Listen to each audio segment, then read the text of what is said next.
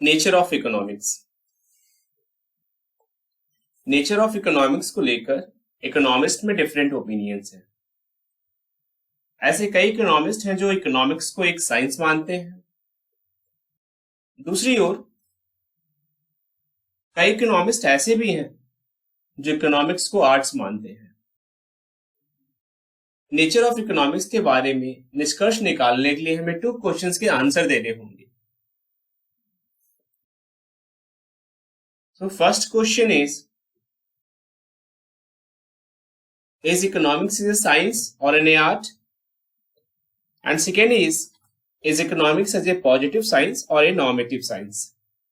It means students, economics एक science है या एक आर्ट्स है, और दूसरा अगर ये साइंस है तो क्या ये पॉजिटिव साइंस है या एक नॉर्मेटिव साइंस है।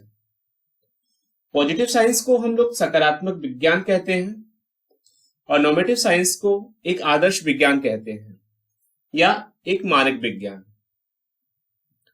अब आप इन दोनों क्वेश्चंस को एक एक करके समझने का प्रयास कीजिए। Economics as a science.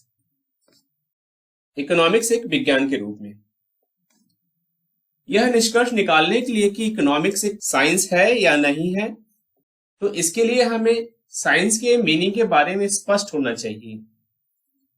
पहले आप साइंस को समझिए कि साइंस कहते किसे हैं। साइंस वर्ड को लैटिन वर्ड से लिया गया है, जहां इसे साइंसिया कहते हैं, जिसकी मीनिंग है नॉलेज, जिसे हम ज्ञान कहते हैं। साइंस को 2 ब्रॉड कैटेगरीज में डिवाइड किया जा सकता है। First is the natural science में and next is the social science में, मीन्स प्राकृतिक विज्ञान और सामाजिक विज्ञान। नेचुरल साइंस प्राकृतिक रूप से घटित होने वाली वस्तुओं या घटनाओं का एक साइंस है, जैसे कि लाइट, ऑब्जेक्ट, मैटर, अर्थ, सेलेस्टियल बॉडीज और द ह्यूमन बॉडीज हम कह सकते हैं। नेचुरल साइंसेस को फिजिकल साइंसेस, अर्थ साइंसेस और लाइफ साइंसेस में कैटेगराइज किया जाता है, मीन्स क्लासिफाइड किया जाता है।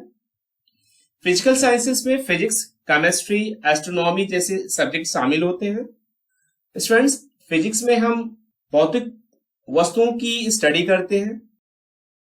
केमिस्ट्री जिसमें पदार्थ के मैटर का स्टडी किया जाता है। एस्ट्रोनॉमी में खगोल विज्ञान जिसमें कि आकाशीय वस्तुओं का अध्ययन किया जाता है। अर्थ साइंसेस में स्टूडेंट्स जियोलॉजी है, लाइफ साइंसेस जैसे सब्जेक्ट शामिल हैं। जियोलॉजी मीन्स भूविज्ञान या जिसे हम पृथ्वी का विज्ञान भी कहते हैं। लाइफ साइंसेस को हम लोग जीव विज्ञान कहते हैं, और जीव विज्ञान में बायोलॉजी जिसे हम मानव शरीर का विज्ञान कहते हैं, बॉटनी को वनस्पति विज्ञान, और जूलॉजी जिसे जंतु विज्ञान जैसे सब्जेक्ट्स इसमें शामिल होते हैं। इसके ठीक विपरीत सोशल साइंसेस जिसे हम सामाजिक विज्ञान कहते हैं, वह लोगों या लोगों के संग्रह का एक विज्ञान है। जैसे कि कोई समूह हो गई, मीन्स ग्रुप, या फर्म, मार्केट, सोसाइटी, इकोनॉमी, या कोई इंडिविजुअल या किसी ग्रुप बिहेवियर की स्टडी जैसे चीज इसमें शामिल होते हैं। सोशल साइंस को हम psychology, sociology, economics and other subjects में क्लासिफाइड किया जा सकता है। साइकोलॉजी को मनोविज्ञान कहा जाता है, जिसमें हम मानव व्यवहार का अध्ययन किया जाता है। सोशियोलॉजी समाजशास्त्र जिसमें हम सामाजिक समूहों का अध्ययन करते हैं, और इकोनॉमिक्स अर्थशास्त्र जिसमें हम मार्केट्स, फर्म्स, इकोनॉमी की स्टडी करते हैं। अदर सब्जेक्ट्स में स्टूडेंट्स इसके साथ और भी कई सब्जेक्ट्स हैं सोशल साइंसेस के, तो वो सारे सब्जेक्ट्स में आते हैं जो प्योर साइंसेस या नेचुरल साइंसेस में नहीं आते। स्टूडेंट्स, हम वापस आते हैं economics is science. A science is a systematic and comprehensive study of knowledge which explains the cause and effect relationships. Friends, science जो है वह एक सिस्टमैटिक और कॉम्प्रिहेंसिव स्टडी है अबाउट ए पर्टिकुलर नॉलेज, और ए पार्टिकुलर डिसिप्लिन और a subject, जो कि कॉज एंड इफेक्ट के रिलेशनशिप्स को एक्सप्लेन करता है। अब इसे हम डिटेल समझेंगे स्टूडेंट्स, हम ये भी कह सकते हैं कि ये science is a systematic body of knowledge pertaining to a specific field of comprehensive study that contains the general facts which explains a phenomenon. So it establishes a cause and effect relationships between the two or the more variables and underlines the principles governing their relationships. इस प्रकार हम कह सकते हैं कि science study के एक विशिष्ट क्षेत्र से संबंधित ज्ञान का एक व्यवस्थित निकाय है। व्यवस्थित निकाय में सिस्टमैटिक बॉडी, और एक व्यापक अध्ययन है, मीन्स द ऑर्गेनाइज्ड सिस्टम की स्टडी है, कॉम्प्रिहेंसिव स्टडी कहते हैं, जिसमें जनरल फैक्ट्स होते हैं जो किसी एक घटना की व्याख्या करते हैं। साथ ही साथ यह दो या दो से अधिक वेरिएबल्स के बीच कारण और प्रभाव के संबंध को स्थापित करता है और उनके रिलेशंस को कंट्रोल करने वाले प्रिंसिपल्स को आइडेंटिफाई करता है। प्रिंसिपल्स को स्टूडेंट्स हम लोग सिद्धांत कहते हैं।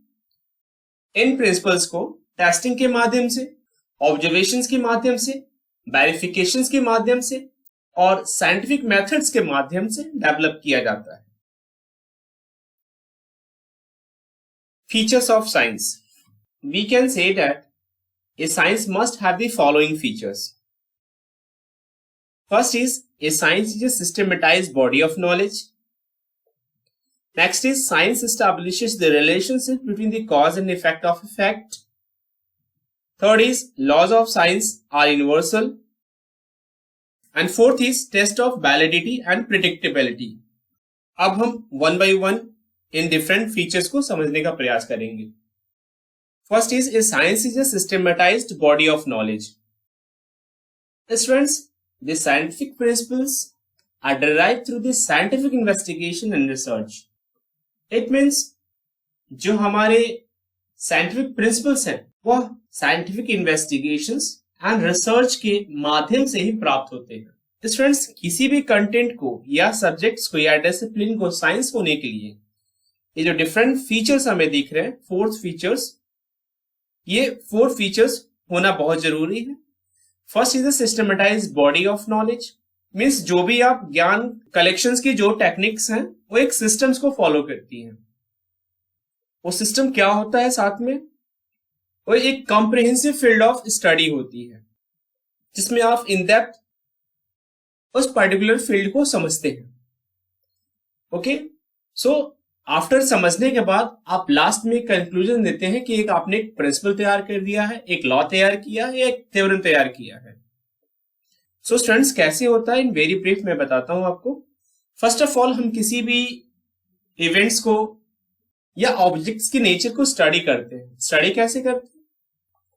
सो फर्स्ट ऑफ ऑल, किसी भी ऑब्जेक्ट को या इवेंट्स को हम ऑब्जर्व करते हैं, फिर उस ऑब्जर्व इवेंट्स को हम एक्सपेरिमेंट करते हैं।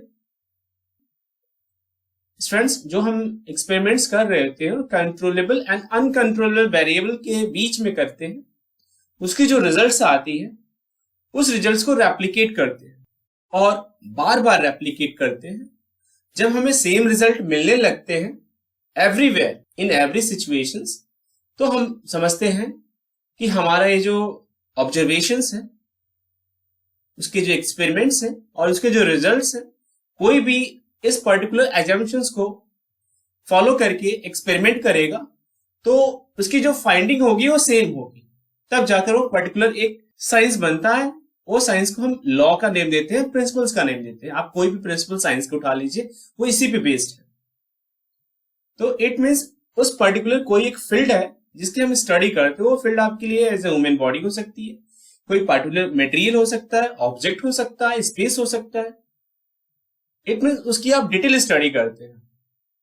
इस स्टडी के बाद जो अदर थ्री फीचर्स है, cause and effect relationships, laws of science are universals and the test of validity and predictability, ये भी उसमें होनी चाहिए, तभी जाकर वह सब्जेक्ट एक साइंस कहलाता है। Students, next is the science establishes the relationship between the cause and effect of a fact. It means विज्ञान एक तथ्य के कारण और प्रभाव के बीच में संबंध स्थापित करता है। स्टूडेंट्स, कारण को यहां कॉज कहा गया है और प्रभाव को इफेक्ट कहा गया है। तो हम कह सकते हैं कि कारण और प्रभाव को आमतौर पे in the field of science we called as causations और कैजुअलिटी और कॉजल रिलेशनशिप्स। स्टूडेंट्स, एक घटित होने वाली जो भी घटनाएं हो और उनके कारणों, जिसे हम कॉजेस कहते हैं, के बीच के संबंध को स्थापित करता है, जहां एक वेरिएबल के कारण दूसरे वेरिएबल में इफेक्ट या चेंजेस देखने को मिलते हैं और जो हम रिजल्ट ऑब्टेन करते हैं वह एक्शन या रिएक्शन का एक कॉम्बिनेशन होता है। कॉज एंड इफेक्ट रिलेशनशिप में कॉजुएशन जो है वह घटनाओं की एक सीरीज होती है जिसमें एक कॉजेस और उसके द्वारा क्रिएटेड इफेक्ट शामिल होते हैं। इस तरह पहला कॉज बनता है जबकि बाद वाले को हम इसके कारण होने वाले इफेक्ट को मानते हैं। फ्रेंड्स, साइंस की दुनिया में क्लासिकल कैजुअलिटी के 3 बेसिक रूल्स हैं। साइंस नेचुरल वर्ल्ड में होने वाली घटनाओं को समझने और समझाने का प्रयास करता है। कॉज एंड इफेक्ट का फर्स्ट रूल कहता है कि दुनिया में सभी चीजें किसी ना किसी कारण के वजह से होती हैं। हम यह भी कह सकते हैं कि सभी एक्शंस का प्रभाव उसके कारण पर निर्भर करता है। उदाहरण के लिए, यदि किसी पेड़ की पत्तियां हिलती हैं तो हवा के कारण होने की संभावना है। यदि कोई फल पेड़ से गिरता है तो शायद वह इसलिए क्योंकि शाखाएं अब अपना भार सहन नहीं कर सकती हैं। कॉज एंड इफेक्ट का सेकेंड रूल है कि यदि किसी कारण द्वारा निर्मित घटनाएं मीन्स क्रिएटेड इवेंट्स एक विशेष क्रम में घटित होते हैं तो साइंस रिजल्ट्स के जो क्रम है उस क्रम में बदलाव की अनुमति नहीं देता है। कारण के परिणाम के प्रभाव को प्रिडिक्ट किया जा सकता है। मान लीजिए आप अपने स्कूल के गलियारे में या कॉलेज के गलियारे में अपने किसी फ्रेंड से आप टकरा गए और आप दोनों गिर गए, तो यहां पर घटनाओं की एक सीरीज होगी, श्रृंखला होगी, जिसके परिणाम स्वरूप अंतिम जो प्रभाव है वो आपका जमीन पे गिरना होगा। तो सेकेंड रूल स्टूडेंट्स यही कहता है कि जो भी हमारी घटनाएं होती हैं एक सीरीज को फॉलो करती है, वन बाय वन वो स्टेप्स ऑटोमेटिक होते रहते हैं, तब जाकर उसका लास्ट में आपको उसका रिजल्ट्स, उसका इम्पैक्ट आपको देखने को मिलता है। और तीसरा रूल जो है वो फिजिक्स के थर्मोडायनामिक्स के एक्शन को रिफर करता है, जहां विभिन्न कारण किसी एक बड़े प्रभाव की ओर ले जाते हैं। जैसे कि एक बंदूक के पिस्टन को तब तक नहीं चलाया जा सकता जब तक कि इसे चारों ओर से टकराने वाले सभी एटम्स द्वारा एक निश्चित तरीके से हिलाया नहीं जाता है। सो स्टूडेंट्स, हम कह सकते हैं कि इफेक्ट का एक डेफिनेट कॉज होता है। वह कॉज कुछ भी हो सकता है और जो इफेक्ट है उस कॉज का एक्सप्लेनेशन होता है। जैसे कि यदि हम बहुत भोजन करते हैं और एक्सरसाइज नहीं करते तो हमारा वजन बढ़ जाता है। सो एक्सरसाइज किए बिना भोजन करना एक कारण है और वजन बढ़ना उसका प्रभाव है, इफेक्ट है। हम ये भी कह सकते हैं एग्जाम्पल में, यदि कोई पर्सन अपने लॉन में पेट्रोल छिड़कता हो या पेट्रोल का छिड़काव करता हो तो उस समय सारी घास जो है वो मर जाएंगी। यहां पर पेट्रोल जो है कारण है, कॉज है, और घास का मरना उसका प्रभाव है जिसे हम इफेक्ट कहते हैं। ये ठीक एक उसी एग्जाम्पल जैसा है, जब हम किसी मेटल को हीट करते हैं तो एक्सपेंड करता है, वो बढ़ता है।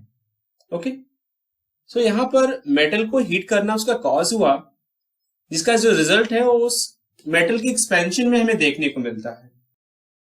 तो स्टूडेंट्स, इस तरह साइंस जो है वह किसी भी दो वेरिएबल्स या दो से ज्यादा वेरिएबल्स के बीच में रिलेशनशिप को बताता है, और वह रिलेशनशिप किसी एक वेरिएबल के होने से दूसरे वेरिएबल में उसके इम्पैक्ट हमें देखने को मिलते हैं, जहां पर हम controllable and uncontrollable, dependent independent variables के बीच में स्टडी करते हैं।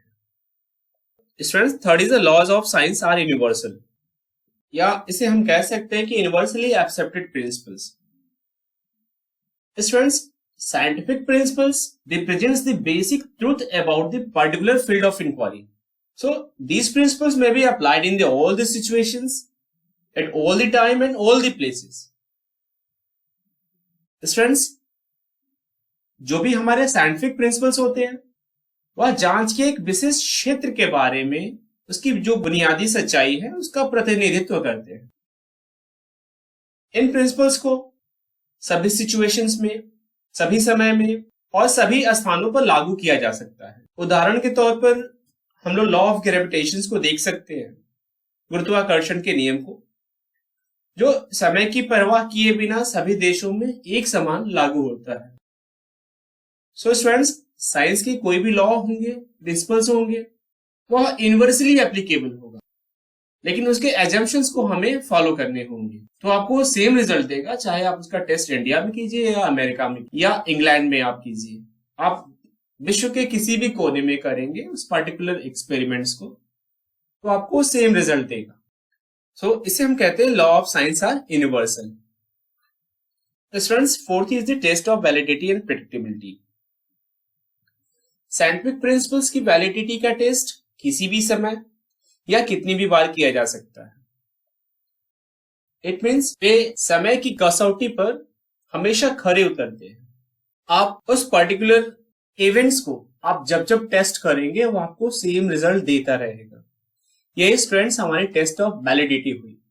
नाउ टेस्ट ऑफ वैलिडिटी के बेस पर अगर कोई रिजल्ट हमें बार बार सेम रिजल्ट दे रहा है जो उस कंडीशंस में हम टेस्ट कर रहे हैं, तो उस बेस पर हम फ्यूचर इवेंट्स को प्रिडिक्ट कर सकते हैं कि भविष्य में जो घटनाएं घटित होंगी वो हमारे पास्ट टेस्ट रिकॉर्ड्स के बेस पर हम प्रिडिक्ट कर सकते हैं, पता लगा सकते हैं। तो ये फीचर जो है आपको साइंस में मिलता है। साइंस में कोई भी घटनाएं होती है उसकी एक सीरीज होती है, वो सीरीज के बेस पर हम होने वाली घटनाओं को हम प्रिडिक्ट करते हैं। तो प्रेडिक्शंस में क्या है, बहुत सी चीजें हैं। आपकी वेदर कंडीशंस हो गई, कोई पर्टिकुलर ऑब्जेक्ट्स की मूवमेंट हो गई। तो स्टूडेंट्स, इसी साइंटिफिक प्रिंसिपल्स के बेस पर हम फ्यूचर एक्शंस को प्रेडिक्ट करते हैं। सो स्टूडेंट्स, इस तरह से ये वेरी इंपॉर्टेंट 4 फीचर्स हैं साइंस के। Argument in the favour of economics as a science. The following argument are in the favour of economics as a science. एक विज्ञान के रूप में अर्थशास्त्र के पक्ष में निम्नलिखित तर्क दिए जा सकते हैं। फर्स्ट इज सिस्टमेटाइज्ड स्टडी, व्यवस्थित अध्ययन। इस टर्म को हम लोगों ने अभी साइंस के फीचर्स में फर्स्ट पॉइंट में स्टडी किया है। स्टूडेंट्स, इकोनॉमिक्स में इकोनॉमिक फैक्ट का एक सिस्टमेटाइज्ड कलेक्शन होता है जिसे हम व्यवस्थित संग्रह कहते हैं। फिर उनका क्लासिफिकेशन होता है जिसको वर्गीकरण कहते हैं, और लास्ट में उनका विश्लेषण होता है, interpretation of the results. Economics के सब्जेक्ट मैटर को व्यवस्थित रूप से consumption, production, exchange, distributions and public finance में डिवाइड कर सकते हैं। इस प्रकार इकोनॉमिक्स साइंस की पहली आवश्यकता को पूरा करता है, और ये आवश्यकताएं हमें साइंस में भी देखने को मिलती हैं, जहां पर हम किसी पर्टिकुलर फैक्ट्स को रिकॉर्ड करते हैं, फिर उसे हम क्लासिफाइड करते हैं, देन उनका इंटरप्रिटेशन करते हैं। ये एक्टिविटी भी हम इकोनॉमिक्स में भी करते हैं, इसलिए हम इकोनॉमिक्स को एज ए साइंस कहा जा सकता है। Next is the scientific laws, वैज्ञानिक कानून। इकोनॉमिक्स के नियम अन्य साइंस के नियम के समान है। इकोनॉमिक लॉज हमें इकोनॉमिक एक्टिविटीज के कारण और उसके प्रभाव के संबंध को स्थापित करते हैं। इकोनॉमिक्स लॉज हमें इकोनॉमिक एक्टिविटी के कॉज एंड इफेक्ट के रिलेशनशिप्स को स्टैब्लिश करते हैं, स्थापित करते हैं। उदाहरण के लिए लॉ ऑफ डिमांड को हम देख सकते हैं, जिसे हम मांग का नियम कहते हैं। सो स्टूडेंट्स, डिमांड के चेंजेस होने के कारण प्राइसेस में भी चेंजेस हमें देखने को मिलते हैं। ये हमारे कॉज एंड इफेक्ट रिलेशनशिप्स को दर्शाता है। यही नियम हमें साइंस में भी देखने को मिलते हैं, जहां पर कॉज एंड इफेक्ट रिलेशनशिप की हम स्टडी करते हैं। इकोनॉमिक्स में भी हम कॉज एंड इफेक्ट की रिलेशनशिप्स की स्टडी करते हैं। Next is the experiments students, यहां भी एक्सपेरिमेंट्स की मीनिंग प्रयोग है जो हम साइंस में यूज करते हैं। स्टूडेंट्स, इकोनॉमिक्स के नियमों के साथ कई एक्सपेरिमेंट्स करते हैं। Capitalism, socialism, mixed economy economics के एक्सपेरिमेंट्स हैं। इकोनॉमिक्स में इकोनॉमिक लॉज का प्रयोग करके इकोनॉमिक प्रॉब्लम को सॉल्व करने का प्रयास किया जाता है। इकोनॉमिक लॉज के एक्सपेरिमेंट्स का दायरा बहुत ही व्यापक है। इकोनॉमिक्स की जो प्रयोगशाला है वो एक संसार है और मनुष्य ही इन एक्सपेरिमेंट्स के लक्ष्य हैं। साइंस में हमें जो प्रयोगशाला होती है एक कंट्रोल एनवायरनमेंट में होती है और वहां का जो ऑब्जेक्ट होता है वो ऑब्जेक्ट्स कुछ भी हो सकता है। Okay, as a human body हो सकती है, फिजिकल साइंसेस के मैटर हो सकते हैं, अर्थ साइंसेस के मैटर हो सकते हैं। जो इकोनॉमिक्स का मैटर है वो मैन है। Fourth is measuring rod of money. Students, जिस प्रकार हम साइंस में विभिन्न प्रकार के स्टैंडर्ड मेजरमेंट स्केल का यूज करते हैं, डिस्टेंस को किलोमीटर में, लिक्विड मैटर्स को लीटर में, वेट को किलोग्राम में मेजर करते हैं, ठीक उसी प्रकार इकोनॉमिक्स में इकोनॉमिक फैक्ट्स को मेजर करने के लिए मनी को स्टैंडर्ड मेजरमेंट स्केल के तौर पे लाया जाता है। और यही रीजन है कि इकोनॉमिक्स और सभी सोशल साइंसेस के सब्जेक्ट से अलग है। तो इसलिए भी कहा जा सकता है कि इकोनॉमिक्स है वो भी एक साइंस है और यहां भी पार्टिकुलर थिंग्स को मेजर करने के लिए एक स्टैंडर्ड है और वह है money. And last is fifth point is universal. Friends, जो मैक्सिमम इकोनॉमिक्स लॉज है वह यूनिवर्सली ट्रू है या हम कह सकते हैं कि यूनिवर्सली एप्लीकेबल है।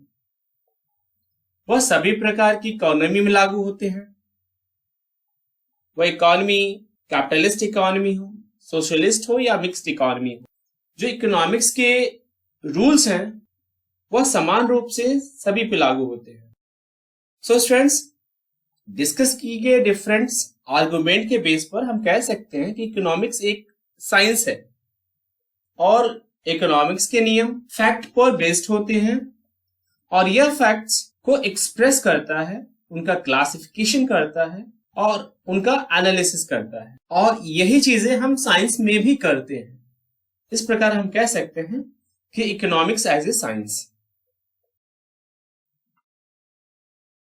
Argument against economics as a science. Students, Marshall जैसे कुछ इकोनॉमिस्ट के थॉट थे कि इकोनॉमिक्स को फिजिक्स और केमिस्ट्री की तरह प्योर साइंस नहीं माना जा सकता है और इस थॉट के कई कारण हैं जो इकोनॉमिक्स को प्योर साइंस से अलग करता है। इन्हीं कारणों को हम वन बाय वन देखेंगे। First is the laws of economics are not universal. Students, economics के नियम यूनिवर्सली एप्लीकेबल नहीं है।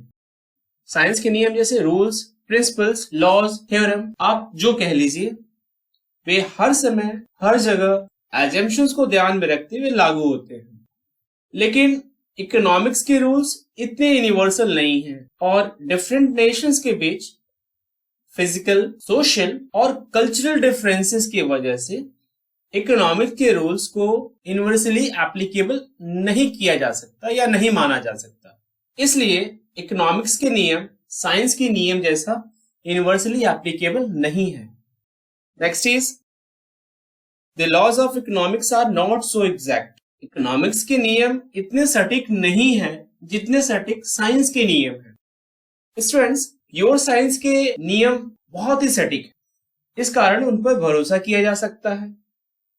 लेकिन इकोनॉमिक्स के नियम इतने सटीक नहीं है क्योंकि यह मनुष्य के व्यवहार का अध्ययन करने का एक साइंस है और यह बताता है कि मनुष्य एक सामाजिक प्राणी है और इसे समझना बहुत ही कठिन कार्य है। सोशल साइंस में प्योर साइंस जैसे टूल्स और टेक्निक्स उपलब्ध नहीं है और यहाँ का सब्जेक्ट मैटर मनुष्य है, मैन है, जिसे 100% प्रिडिक्ट करना इम्पॉसिबल है। इसलिए इकोनॉमिक्स के नियम इतने एग्जैक्ट नहीं होते हैं जितने कि हमारे साइंस के होते हैं। Next is no possibility of laboratory experiments. Students, pure science के रूल्स का एक्सपेरिमेंट लैब में किया जा सकता और किया जाता भी है। हम उनके एक्सपेरिमेंट की कंडीशन बना सकते हैं, लेकिन इकोनॉमिक्स में एक्सपेरिमेंट पॉसिबल नहीं है। कारण यह है कि इसकी स्टडी का सब्जेक्ट मैटर वो मैन है। इसके अलावा मनुष्य के आसपास की जो सिचुएशन होती है उसे पूरी तरह से आप कंट्रोल नहीं कर सकते हैं। इकोनॉमिक्स को साइंस होने के लिए ये बहुत बड़ी लिमिटेशन मानी जाती है, कंस्ट्रेंट्स मानी जाती है। और इकोनॉमिस्ट्स के लिए जो डेटा अवेलेबल होती है एक रियल वर्ल्ड से होती है जो अनकंट्रोलेबल होती है। अतः हम कह सकते हैं कि इकोनॉमिक्स प्योर साइंस नहीं है, इसलिए हम इसके एक्सपेरिमेंट्स को लैब में टेस्ट नहीं कर सकते हैं।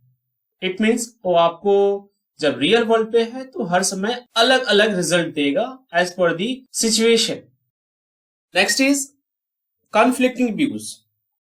स्टूडेंट्स, इकोनॉमिक्स को प्योर साइंस नहीं माना जा सकता क्योंकि इकोनॉमिस्ट के बीच एक मत की कमी पाई जाती है जो एक विज्ञान के रूप में परिपक्वता की कमी को संकेत करती है, जिस कारण इकोनॉमिस्ट के अपने विचारों और व्याख्याओं में भिन्नता पाई जाती है। स्टूडेंट्स, ये कहा जाता है कि अगर कहीं 6 इकोनॉमिस्ट एक साथ हों और वह किसी एक मुद्दे पर अपने विचार रखें तो 6 इकोनॉमिस्ट के विचार मिलकर एक और विचार बन जाता है, वो होता है 7वां विचार, जो कि एक लैक ऑफ मैच्योरिटी की साइन है अमंग्स दी इकोनॉमिस्ट। ओके, इसलिए उनकी ओपिनियंस एक दूसरे से मैच नहीं करती, जबकि साइंस में ऐसा नहीं होता है। वहां सभी रिसर्चर या साइंटिस्ट की ओपिनियंस दूसरे साइंटिस्ट से मैच करती है। Last is difficulty in making predictions. Pure science exact predictions कर सकता है, लेकिन इकोनॉमिक्स सही प्रिडिक्शंस नहीं कर सकता है। सही प्रिडिक्शंस करने की कठिनाइयां ही इसे इनएग्जैक्ट लॉज बनाते हैं। इकोनॉमिक्स एक मौसम विज्ञान की तरह है जहां मौसम का प्रिडिक्शन हमेशा सही नहीं पाया जाता। अतः हम कह सकते हैं कि इकोनॉमिक्स को प्योर साइंस नहीं माना जा सकता है।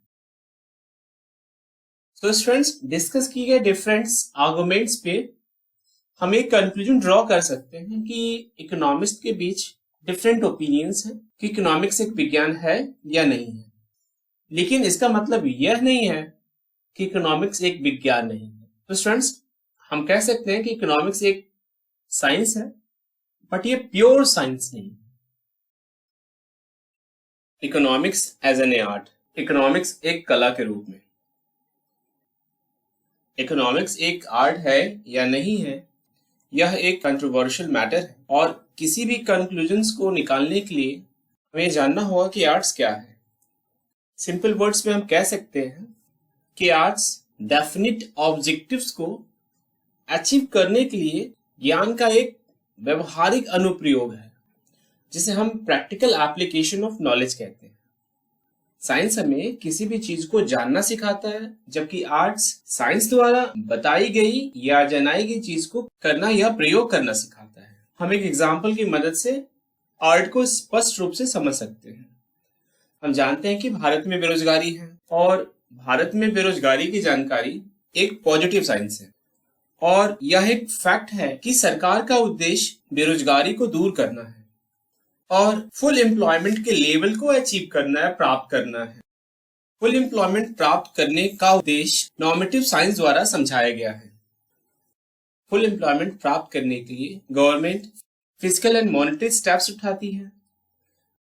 बेरोजगारी को दूर करने के लिए इन फिजिकल एंड मॉनेटरी उपायों का अध्ययन ही सब्जेक्ट को आर्ट बनाता है।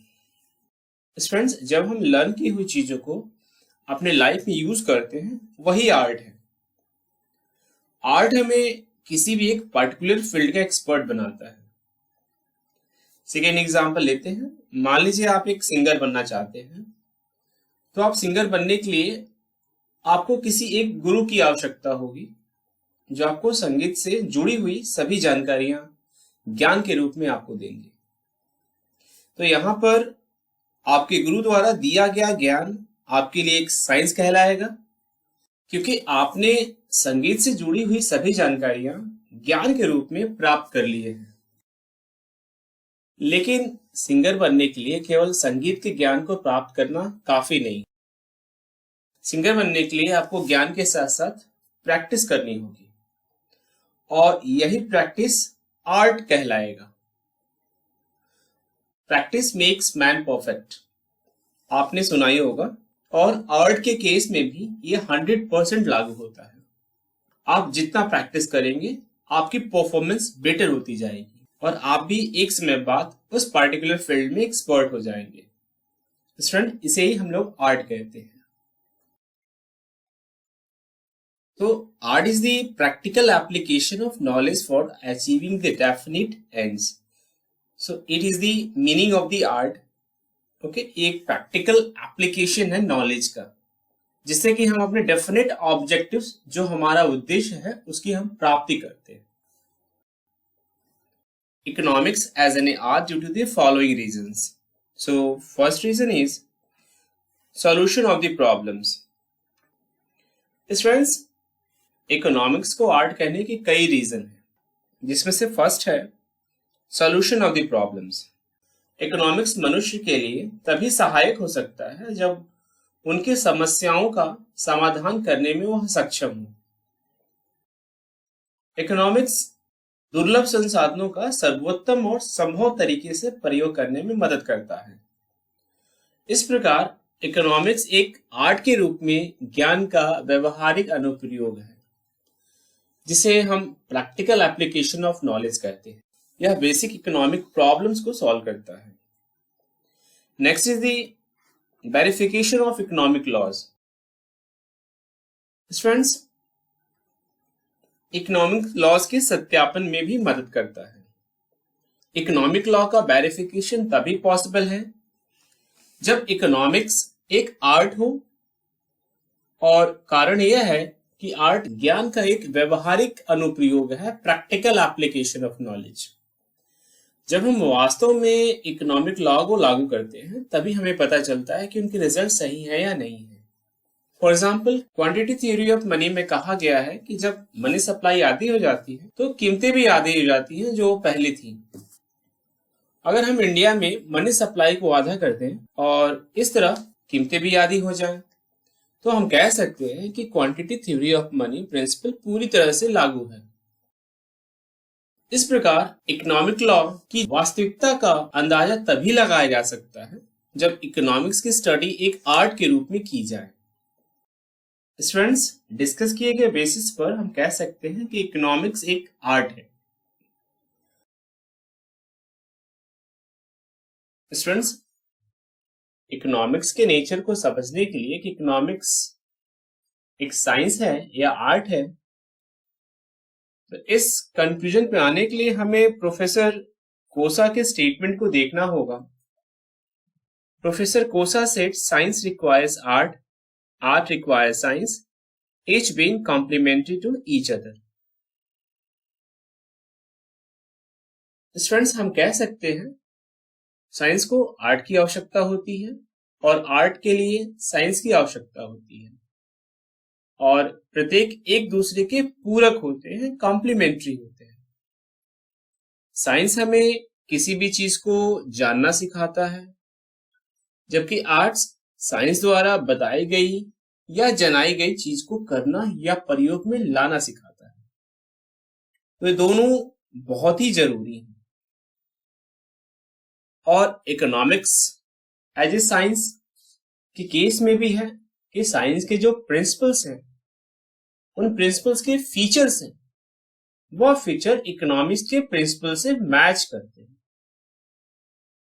और साइंस के प्रिंसिपल्स को सही से यूज करना, प्रयोग में लाना कि आपको सेम रिजल्ट मिले, तो ये आर्ट है। इकोनॉमिक्स में भी हम इकोनॉमिक प्रिंसिपल्स को रियल लाइफ में यूज करते हैं, जिससे कि इकोनॉमिक प्रॉब्लम्स को सॉल्व किया जा सके। तो इस केस में भी हम कह सकते हैं कि इकोनॉमिक्स एक आर्ट है। Combinedly we can conclude that economic as a both science as well as an art।